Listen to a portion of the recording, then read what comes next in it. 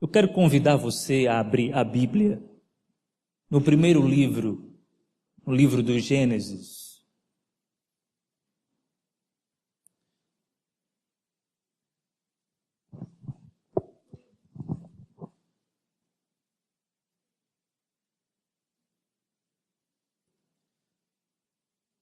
Nós iremos fazer a leitura de uma das passagens mais conhecidas desse livro, Gênesis capítulo de número 45, e nós iremos ler do versículo 1 ao versículo de número 8.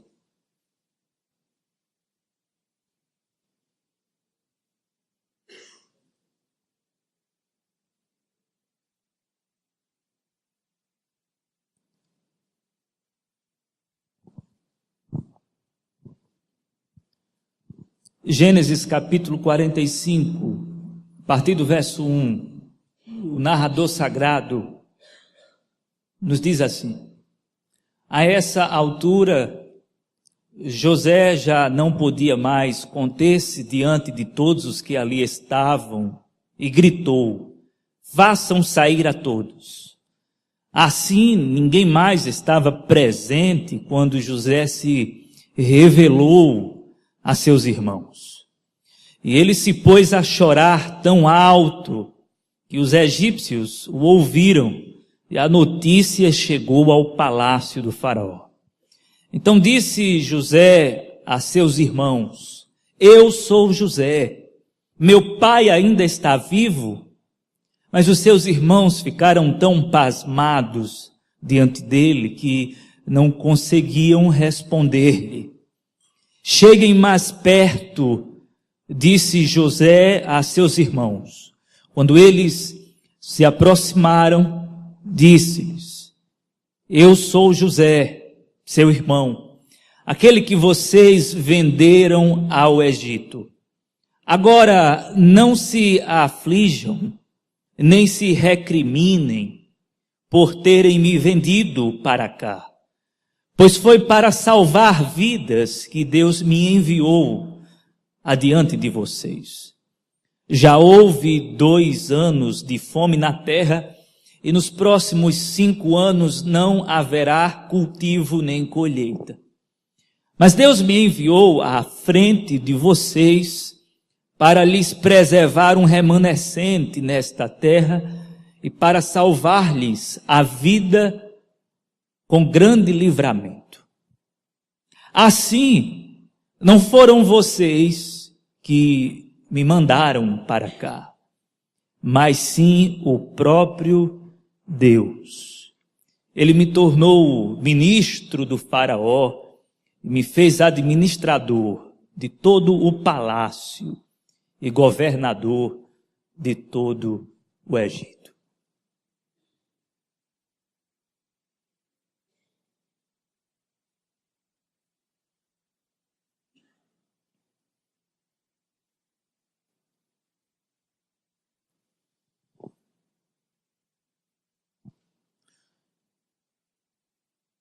Uma coisa é enfrentar as dificuldades da vida. Uma outra coisa é enfrentar as injustiças da vida. Que a vida é difícil e dura, todo mundo sabe e até aceita. Mas quando a vida que é difícil se torna injusta, nem todo mundo aceita. Uma coisa é encarar a vida como sendo difícil. Uma outra coisa é encarar a vida sendo ela injusta. Eu vou criar aqui algumas comparações para que os irmãos possam compreender melhor. Vejamos. Uma mãe perde o seu filho para as drogas. O menino adolescente se enveredou por esse caminho. Todos avisaram que o caminho era um caminho sem volta, um caminho errado e etc. Conselhos e mais conselhos. e todos já estavam assim esperando uma má notícia. De repente chega a má notícia. O filho da senhora morreu. Isso aí é difícil. Mas é suportável. Uma outra coisa é quando uma senhora tem o seu filho que foi bem educado e que nunca se enveredou pelo caminho errado. Sempre seguiu os seus passos educadamente, nunca se envolveu com pessoas erradas, nunca se envolveu com drogas, nunca se envolveu com pessoas erradas, mas que de repente, por ironia da vida, foi vítima de um latrocínio. O sujeito chegou, roubou e matou. Isso é injusto. Isso é injusto.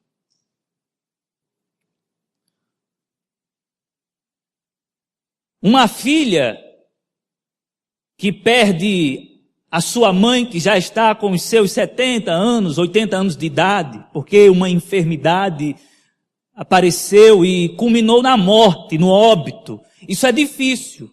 A vida é dura. É suportável. Porque esse é o ciclo natural. Mas não é fácil para uma mãe, por exemplo, perder uma criança de 1 ano de idade por causa da irresponsabilidade de um motorista que entrou na contramão e bateu no seu carro e a criança morreu. Isso é injusto. Isso é injusto. É difícil para uma mulher perder o seu marido para o Senhor. O Senhor o tomou. O Senhor levou. É difícil. Agora, uma outra coisa é quando vem alguém de fora, uma amante, e toma o marido. Isso não é difícil, isso é injusto. É insuportável até. E sabe, amados, às vezes a vida, ela se configura assim. Não apenas revelando o seu lado duro, o seu lado difícil, mas o seu lado injusto. Deixando o nosso ser insuportável. Conheço várias pessoas que enfrentam esse dilema, o dilema da injustiça, e que até mesmo colocam Deus sob análise, exame, suspeita, pessoas que viram até agnósticas, sei lá se Deus existe, por que isso aconteceu, como é que coisas ruins acontecem com pessoas boas, eu não consigo compreender, não consigo resolver essa questão, isso é muito insuportável para a minha vida. E todos nós estamos vulneráveis a experimentar e a enfrentar as injustiças da vida. Sabe, amados, quando nós falamos sobre isso, é inevitável não considerar a vida do grande patriarca José, mais conhecido popularmente como José do Egito. Se teve alguém na Bíblia, e aí é lógico, excetuando a pessoa de Jesus, mas se teve uma personagem bíblica que sofreu na pele as injustiças da vida, esta personagem foi José.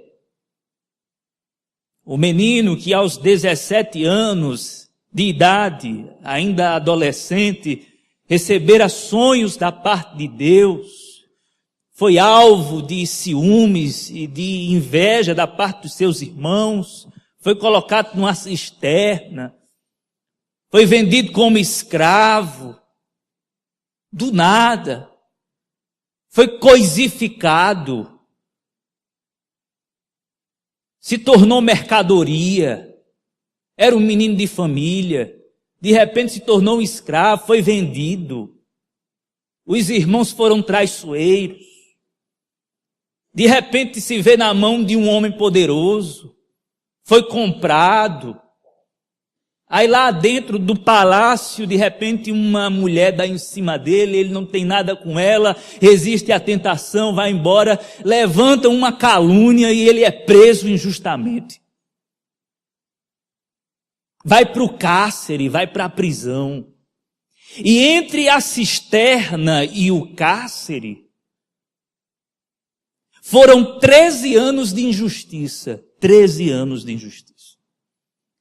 Entre a cisterna e o cárcere, foram 13 anos de injustiça. E o pior é que se você ler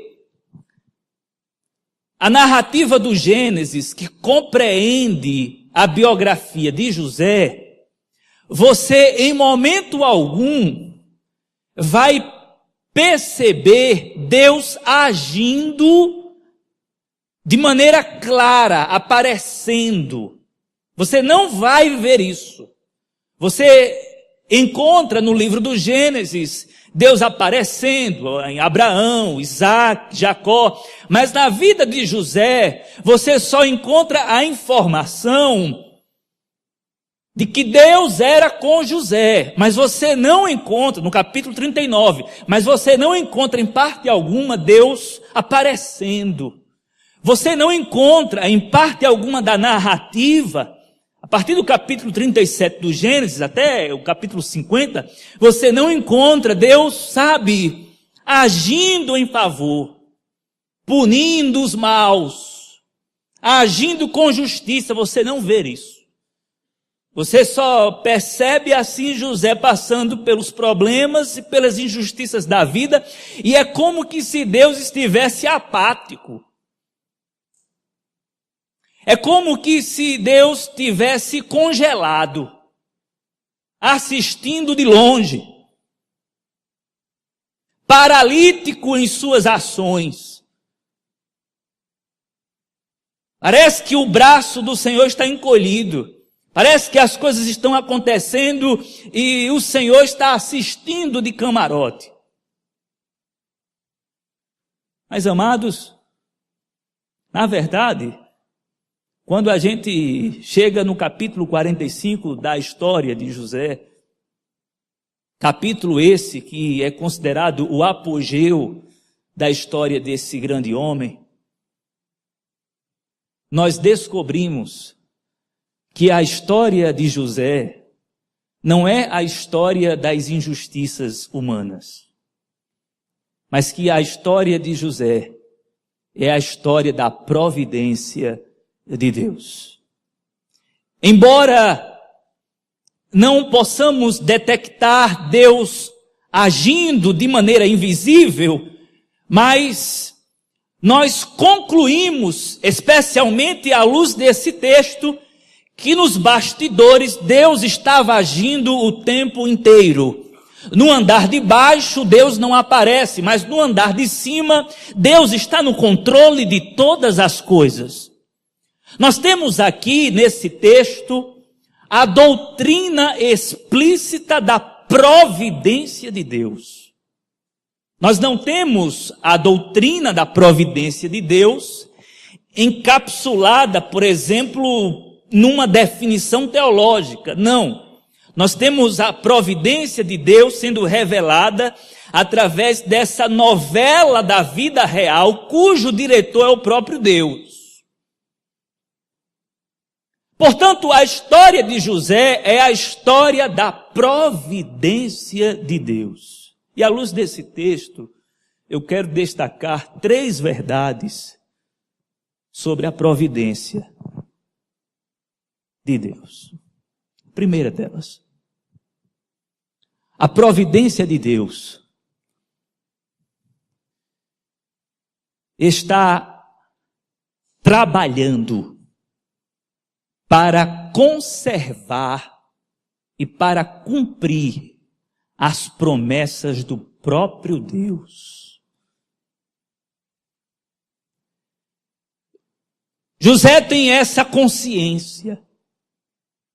Ele entende depois de um tempo. Quando a fome assola a terra, como cumprimento do sonho de Faraó, a família de José, que estava em Canaã, desce para o Egito em busca de socorro, de alimento, porque há uma seca que se espraia por toda a terra.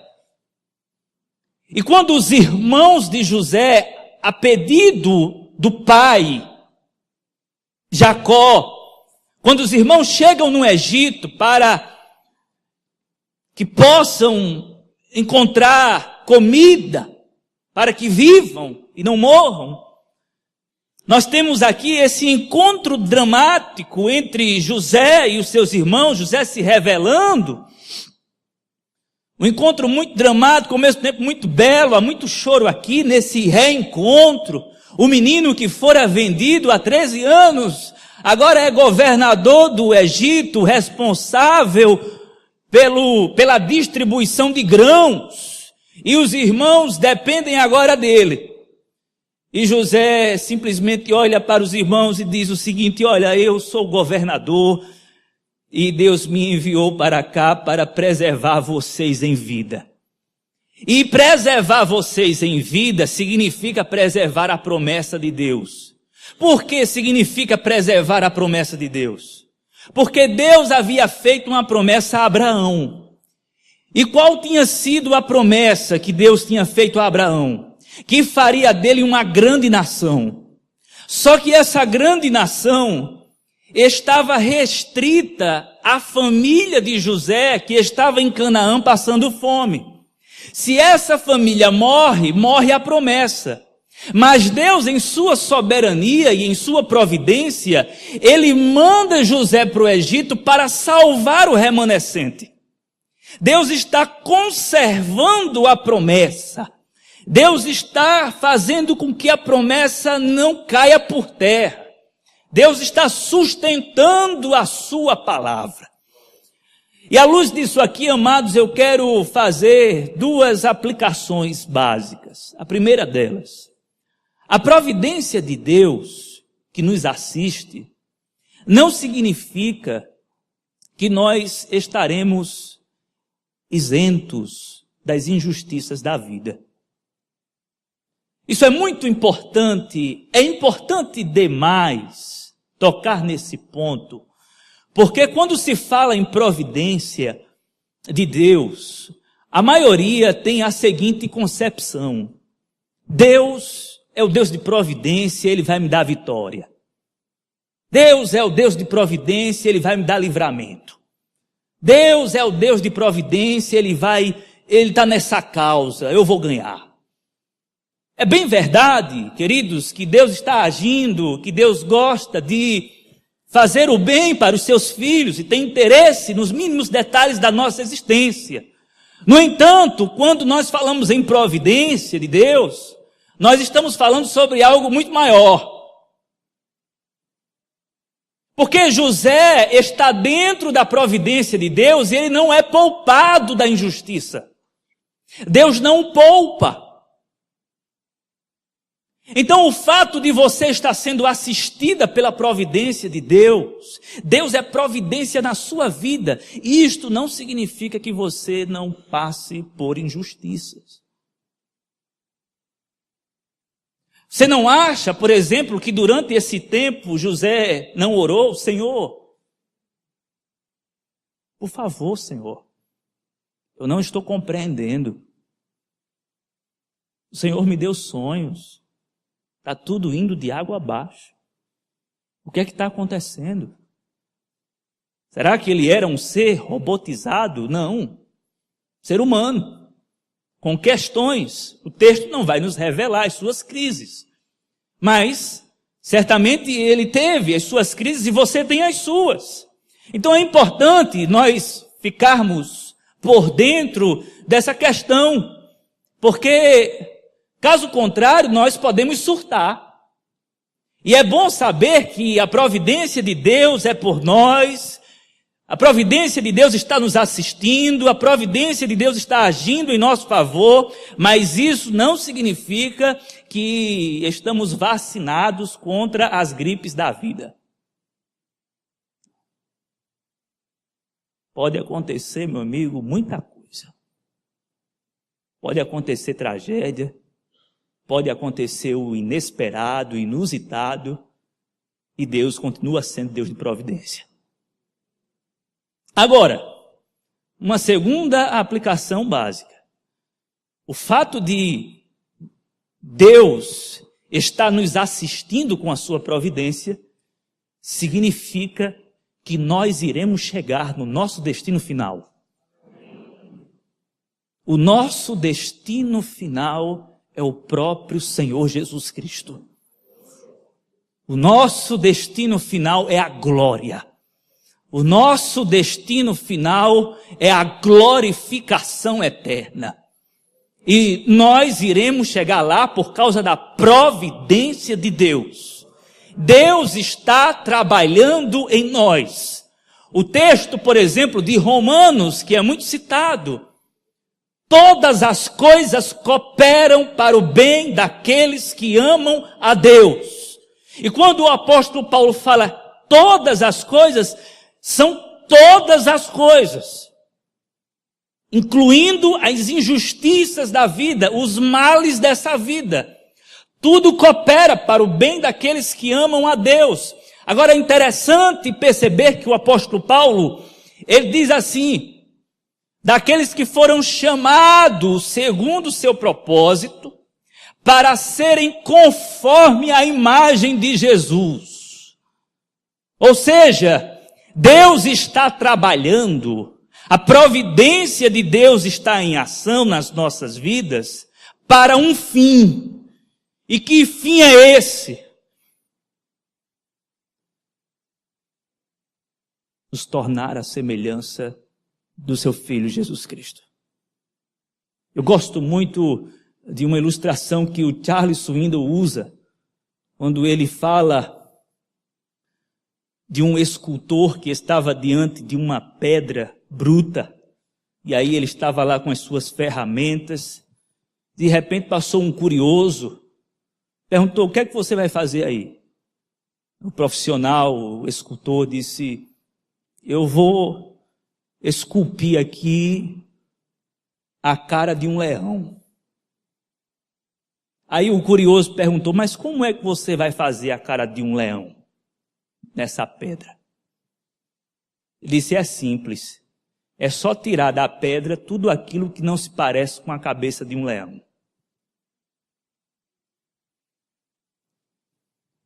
E aí ele pega as suas ferramentas e começa a tirar tudo aquilo que não se parece com a cabeça de um leão. E é assim que a providência vai trabalhando nas nossas vidas. Deus vai batendo e vai tirando tudo aquilo que não se parece com Ele. E vai doendo. O processo é doloroso. Para a gente chegar lá. Vocês vão chegar lá. É batendo. A coisa vai ficando dura e injusta muitas vezes. Eu não estou entendendo, Ele vai batendo. Mas eu estou fazendo, meu filho. Eu estou providenciando tudo. E aí você vai se parecendo mais à imagem de Jesus. Aí você está muito injusto. É porque eu fui injustiçado também, meu filho. É assim. Aí vai nesse processo. Mas é garantia, é garantido. A providência de Deus nos garante que nós iremos chegar lá. Nós iremos chegar no nosso destino final. Nós iremos cruzar a linha de chegada não por causa de nós, mas porque Deus é por nós. Ele está providenciando todas as coisas. Tudo está cooperando para o nosso bem. Amém, amados? Então, a primeira verdade que nós podemos destacar desse texto, à luz até da consciência que José tem da providência de Deus, é que a providência de Deus está trabalhando para conservar e para cumprir as promessas do próprio Deus. Mas, amados, nós temos uma segunda verdade que pode ser extraída claramente desse texto. A providência de Deus está trabalhando invisivelmente por trás dos acontecimentos da vida.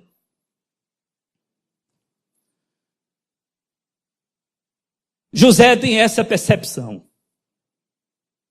Versículo de número 5.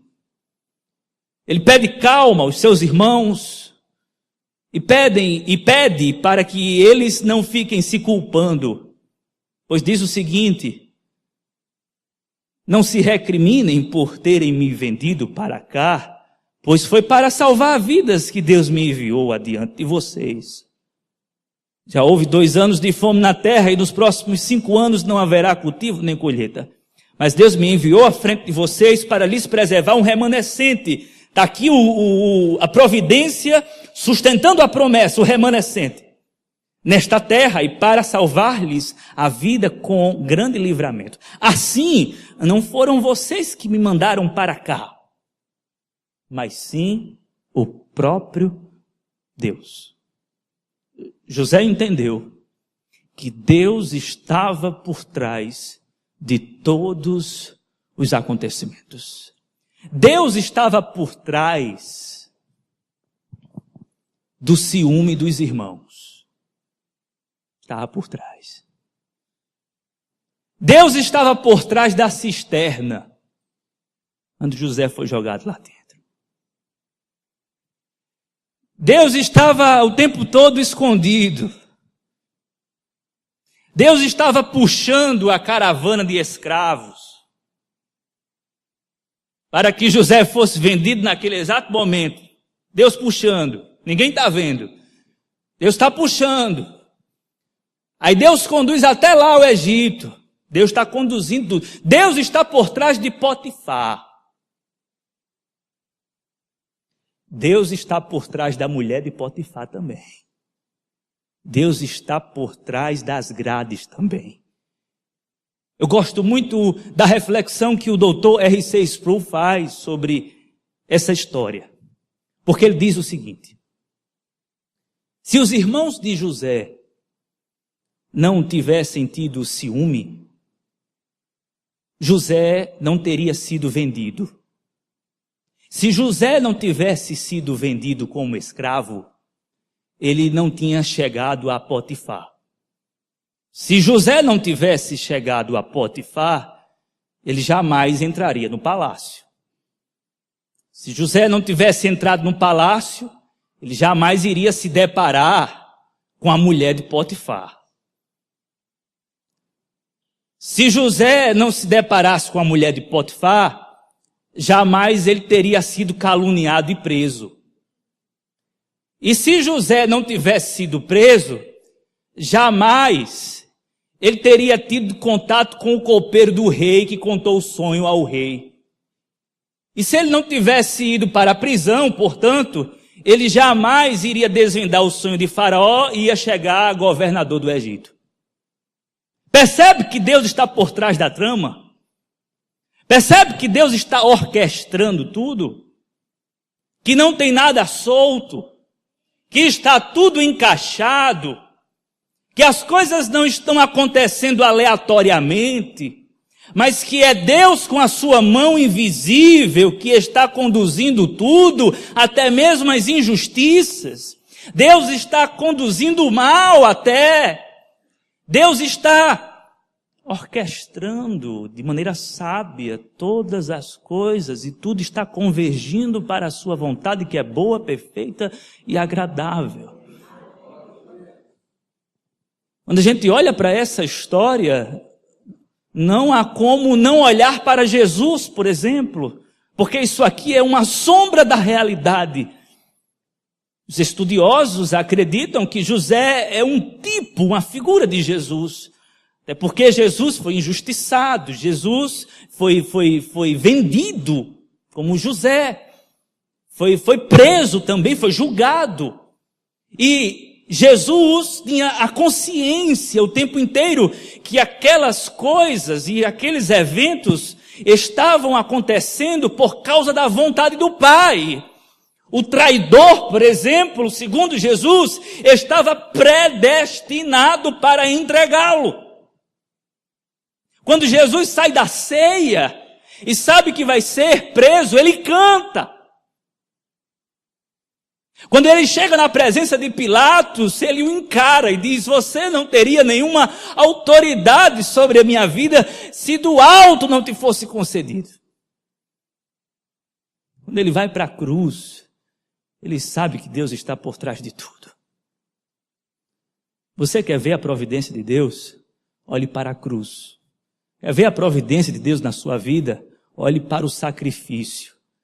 A cruz, o sacrifício substitutivo, vicário, expiatório, não foi um acidente.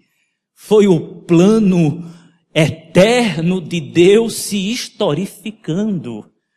O Deus que armou tudo, que preparou todas as coisas, fez com que tudo convergisse para o seu propósito, a cruz, o centro da história. Porque o Cordeiro já havia sido morto antes da fundação do mundo, e esse Cordeiro entra na história, entra no tempo, no espaço, e o próprio Deus conduz, a Trindade Santa está conduzindo a história para esse momento. Sabe? O Deus que estava por trás da história de José e que estava por trás do grande evento da salvação, está por trás de cada detalhe da sua vida. Não tem nada na sua vida acontecendo por um acaso. Não tem nada na sua vida acontecendo por ironia do destino. Tudo o que está acontecendo tem um propósito da parte de Deus. Você acredita realmente que Deus está no controle?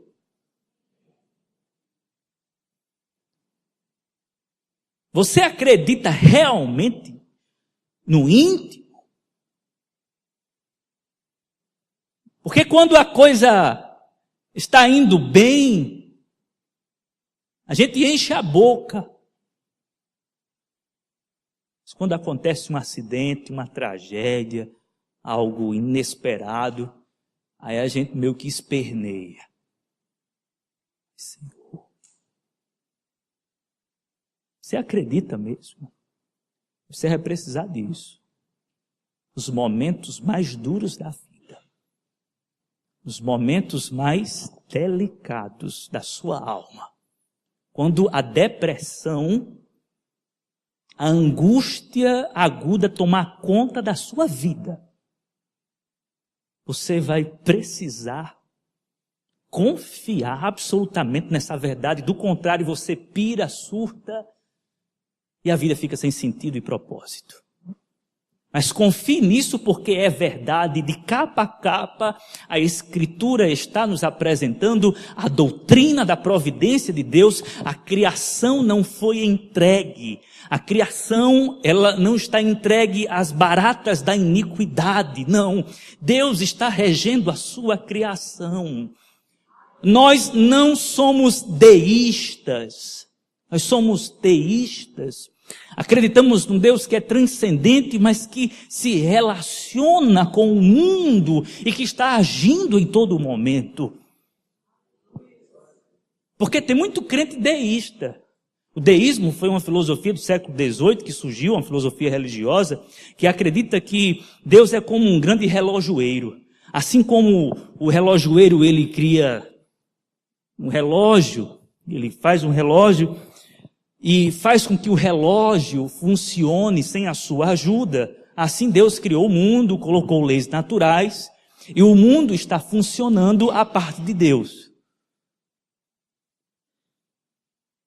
Mas nós não cremos assim. Nós cremos que até as leis naturais que o próprio Deus estabeleceu, elas estão sendo cultivadas pelo poder do próprio Deus. Deus está preservando todas as coisas. Em todo o tempo o Senhor está agindo. O Senhor não cochila, não dorme em momento algum. Ele está sentado no seu alto e sublime trono, controlando tudo e todos os pormenores da nossa vida. Como disse, mais uma vez citando Sproul, não há uma molécula sequer nesse universo que haja independente da vontade de Deus. se eu acreditar o contrário, ou no contrário, eu não dormirei essa noite.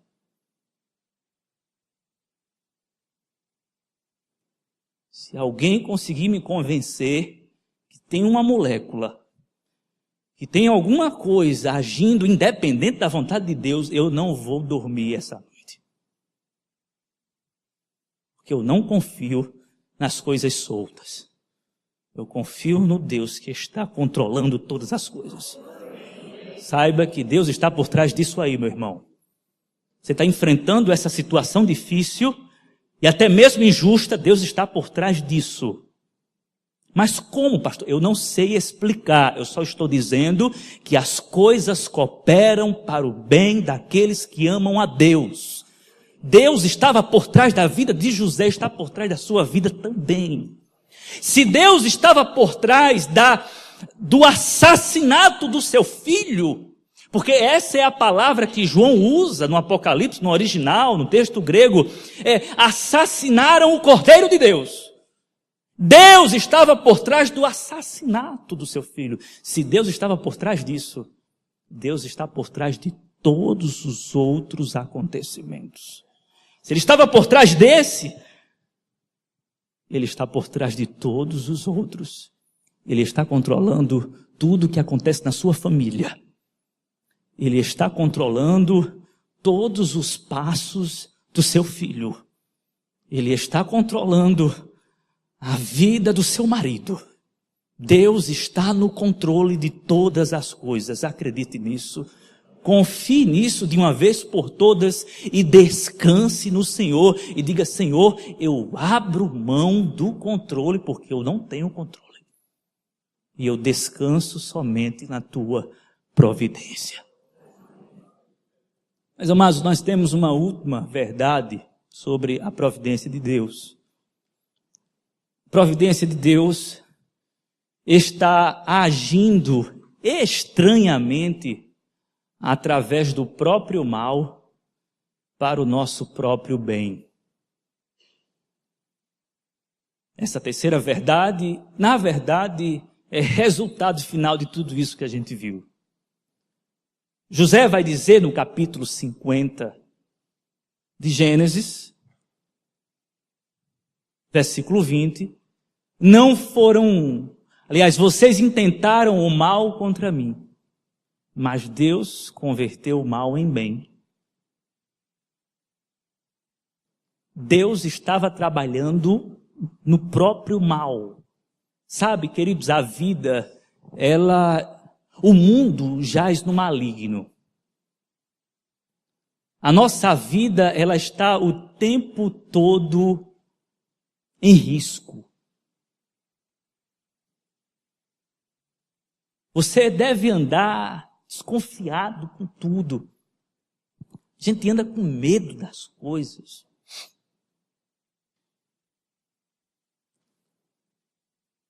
Saí do seminário, ali da primeira igreja congregacional, sexta-feira à noite, e ali naquela igreja tem um bequinho, não é? Os irmãos sabem ali, na primeira igreja congregacional tem um bequinho ali que é um pouco perigoso. E eu saí com a minha esposa, terminou a aula, e aí eu sou um pouco brincalhão assim em alguns momentos. E aí eu disse, vamos ter cuidado aqui. Muito cuidado, me siga.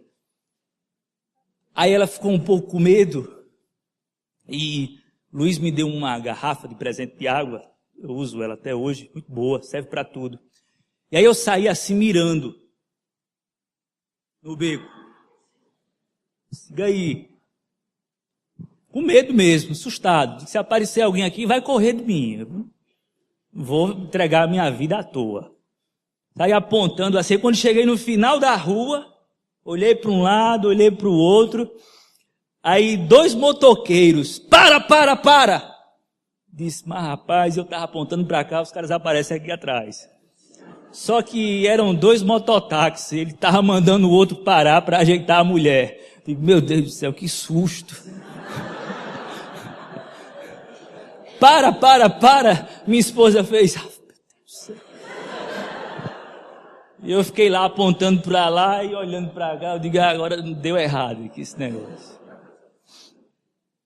A gente anda assim com medo, desconfiado, porque o mal está por todo canto, em toda esquina, está à espreita. E o mal nos atinge. E aí, quando o mal nos atinge? Só nos resta uma coisa. Não basta acreditar em Deus. Tem que confiar que Deus é bom. E que Deus vai transformar esse mal em bem.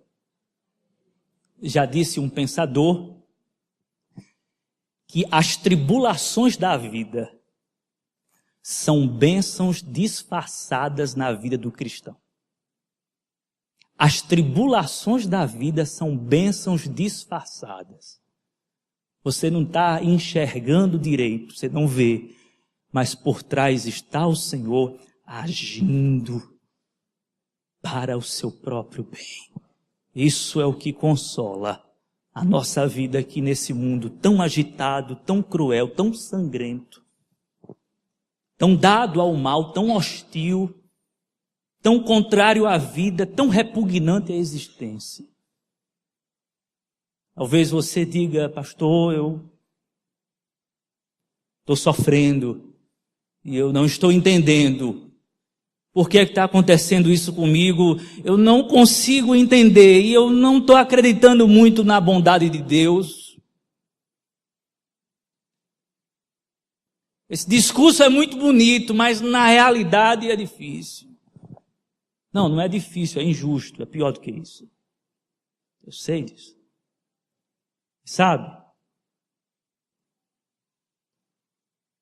sei se você já ouviu a história, e aqui eu quero concluir, da senhora que estava na sua cadeira de balanço,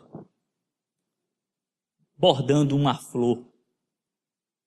O seu netinho estava embaixo, acompanhando o trabalho, e aí disse, vovó, olhando de baixo para cima, o que é que a senhora está fazendo? A vovó disse, meu filho, eu estou fazendo uma flor.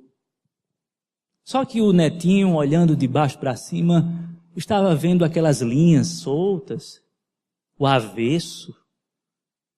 Não, vovó, uma flor? Mas eu não estou vendo uma flor.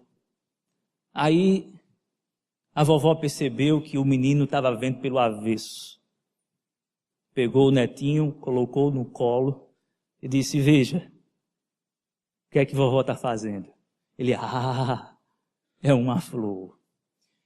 É assim que Deus vai fazer conosco.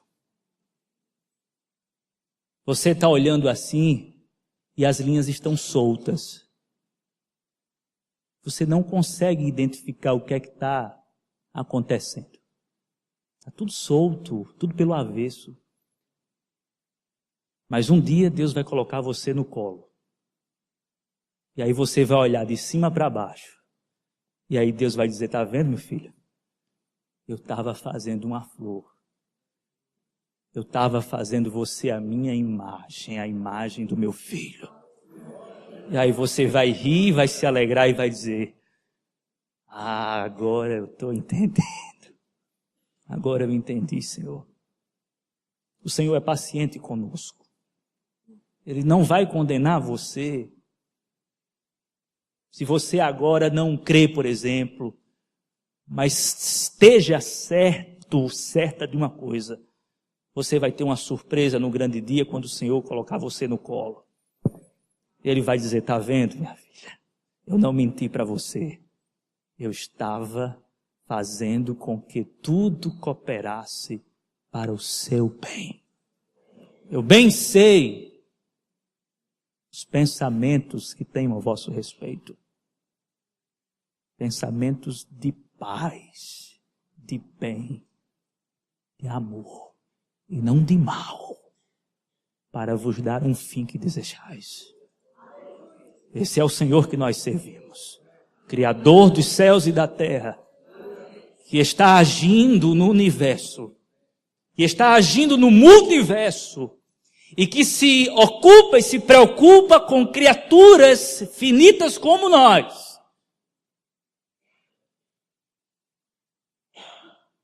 Agora considere o fato de que esse Deus nos comprou por um alto preço. Ele está envolvido conosco até a alma. Ele está trabalhando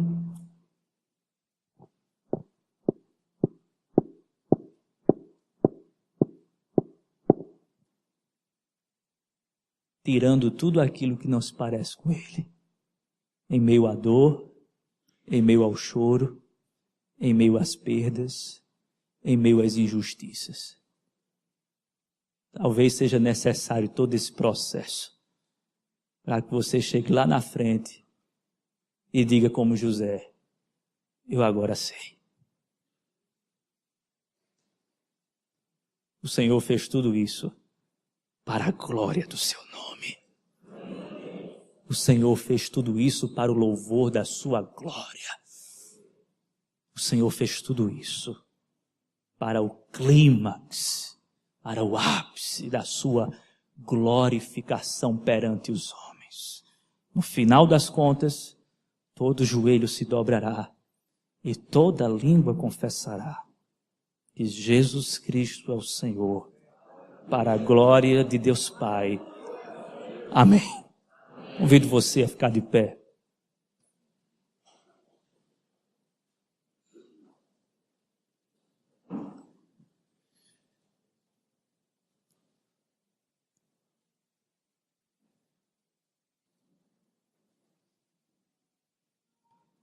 Entregue o seu caminho ao Senhor. Confie nele. E tudo Ele fará. Senhor, nós estamos aqui na Tua presença. A Tua igreja está reunida mais um domingo. E estamos aqui com esta certeza, com esta fé, com esta consciência de que Tu estás no trono do universo. Que todas as coisas obedecem à Tua voz. Que todas as coisas estão debaixo do Teu senhorio, da Tua soberania. Queremos, Senhor, que isso seja uma verdade não apenas confessional, mas encarnacional. Que isso seja encarnado, Senhor. Possamos viver isso confiando na Tua providência. Que a Tua palavra possa frutificar nos nossos corações. E ela seja mastigada durante a semana. Que o Senhor nos faça lembrar dela durante toda essa semana. No trabalho, na escola, na universidade, na rua. Que os nossos olhos estejam voltados para o alto, porque é de lá que vem o nosso socorro. Por favor, Senhor. Por favor. Atende a nossa oração. Assim oramos humildemente em nome de Jesus.